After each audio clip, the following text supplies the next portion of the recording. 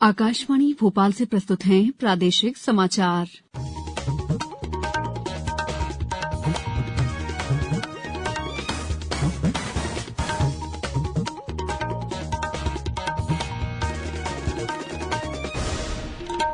नमस्कार, समाचारों के साथ मैं दीपा सिंह।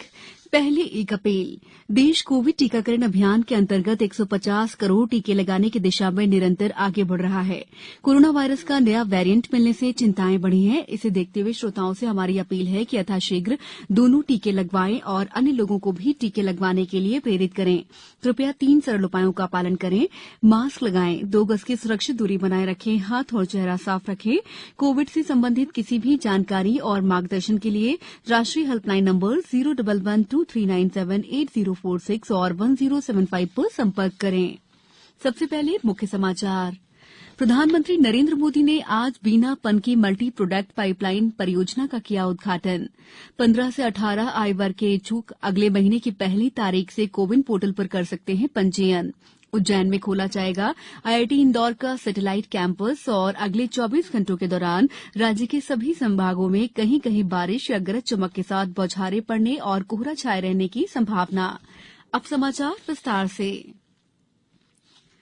प्रधानमंत्री नरेंद्र मोदी ने देश के विद्यार्थियों और युवाओं से अपील की है कि वे आत्मनिर्भर भारत के लिए अपने सपनों को साकार करने के लिए दृढ़ रहें, जिनसे देश के समक्ष कई समस्याओं का स्थायी समाधान हो सकता है।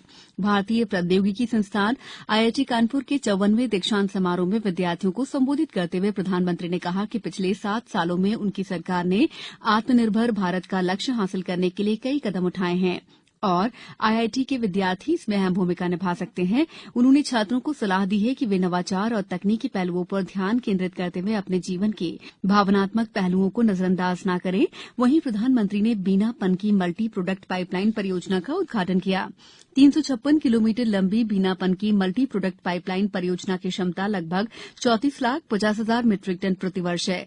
मध्य प्रदेश के बीना रिफाइनरी से उत्तर प्रदेश के कानपुर तक इसकी कुल निर्माण लागत 1500 करोड़ से अधिक है। इससे बीना रिफाइनरी से पेट्रोलियम उत्पाद पहुंचाने में सहायता मिलेगी। केंद्रीय स्वास्थ्य मंत्रालय ने कहा है कि कोविड वैक्सीन लगवाने के इच्छुक लोगों को अगले महीने की पहली तारीख से कोविन पोर्टल पर स्वयं को पंजीकृत कराना होगा। मंत्रालय ने कहा है कि लाभार्थी वॉक इन रजिस्ट्रेशन सुविधा का उपयोग भी ले सकते हैं। प्रधानमंत्री नरेंद्र मोदी ने हाल ही में घोषणा की थी कि 15 से 18 वर्ष आयु वर्ग के लिए टीकाकरण अगले महीने की 3 तारीख से शुरू किया जाएगा। कमजोर श्रेणियों को एहतियाती तौर पर तीसरी खुराक अगले महीने की 10 तारीख से दी जाएगी। स्वास्थ्य सचिव ने बताया कि राज्यों और केंद्र शासित प्रदेशों को केवल कोवैक्सीन की खुराक दी जाएगी और कोवैक्सीन की अतिरिक्त खुराक उन्हें भेजी जाएगी। राज्यों को सूचित किया गया है कि उनके पास कुल कोविड टीकाकरण केंद्रों को 15 से 18 वर्ष आयु वर्ग के टीकाकरण केंद्र को विशेष केंद्र बनाने का विकल्प होगा और उन्हें कोविन पोर्टल में अलग से दिखाया जाएगा। आयुष राज्य मंत्री रामकिशोर कावरे ने अनुसूचित जनजातीय क्षेत्रों के निवासियों के आर्थिक उन्नयन के लिए औषधीय पौधों की खेती को अधिकाधिक प्रोत्साहित किए जाने के निर्देश दिए हैं। आज मंत्रालय में देवारण्य योजना की बैठक को संबोधित करते हुए श्री कावरे ने बताया कि योजना में किसानों के स्वसहायता समूह बनाए जा रहे हैं। किसानों को औषधीय पौधों की खेती के लिए प्रशिक्षण की व्यवस्था की गई है। औषधीय पौधों की विशेषताओं के कारण प्रदेश को 9 औषधीय क्षेत्र में वर्गीकृत किया गया है। योजना के क्रियान्वयन के लिए राज्य स्तर, जिला स्तर, ग्राम स्तर पर समितियों का गठन किया गया है। उन्होंने बताया कि योजना में औषधि और सुगंधित उत्पादों की प्रोसेसिंग और मार्केटिंग के लिए भी व्यवस्था की गई है। समाचारों में वक्त है ब्रेक का। कोविड-19 से बचाव और सुरक्षित रहने के 3 उपाय। मास्क लगाएं, 2 गज दूरी है जरूरी, सुरक्षित दूरी रखें, हाथ और मुंह साफ रखें। ब्रेक के बाद समाचारों में आपका एक बार फिर स्वागत है। प्रदेश के उज्जैन में भारतीय प्रौद्योगिकी संस्थान आईआईटी इंदौर का सैटेलाइट कैंपस खोला जाएगा। 100 एकड़ भूमि पर स्थापित ये कैंपस अंतर्राष्ट्रीय स्तर के शोध केंद्र और मानकों के अनुरूप उच्च शिक्षा प्रदान करेगा। उच्च शिक्षा मंत्री डॉ मोहन यादव ने कहा है कि प्राचीन वैभवशाली ज्ञान परंपरा के अनुरूप मालवा क्षेत्र के उज्जैन को प्रौद्योगिकी और ज्ञान विज्ञान के एक प्रमुख शिक्षण के रूप में स्थापित करने के लिए प्रयास किए जा रहे हैं। इसके तहत अपनी तरह का ये देश का पहला शिक्षण संस्थान होगा। रोजगार और स्वरोजगार के प्रोत्साहन में भी ये कैंपस महत्वपूर्ण भूमिका अदा करेगा। पिछले 24 घंटों के दौरान प्रदेश के जबलपुर, सागर, भोपाल, उज्जैन और ग्वालियर संभागों में अनेक स्थानों पर बारिश हुई। बारिश होने और ठंडी हवाओं के चलते ठंड बढ़ने से जनजीवन प्रभावित हुआ है। सबसे अधिक 4 सेंटीमीटर बारिश नीमच में दर्ज की गई, जबकि भानपुरा, जावद, मनासा में 3, गरूड, श्यामगढ़ और सुवासरा में 2 सेंटीमीटर बारिश हुई। सिवनी और अनूपपुर जिलों में भारी बारिश होने की वजह से धान के उपार्जन में भी प्रतिकूल असर देखने को मिल रहा है।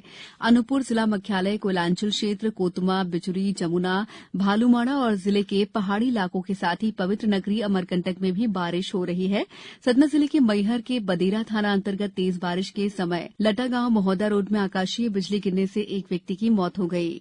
छिंदवाड़ा जिले में शीतलहर की तेज ठंड के साथ पिछले 1 घंटे से तेज बारिश के साथ ओले गिरने से मौसम में बदलाव देखने को मिल रहा है। रतलाम में सर्दी से बचाव के लिए अलाव की व्यवस्था की गई है।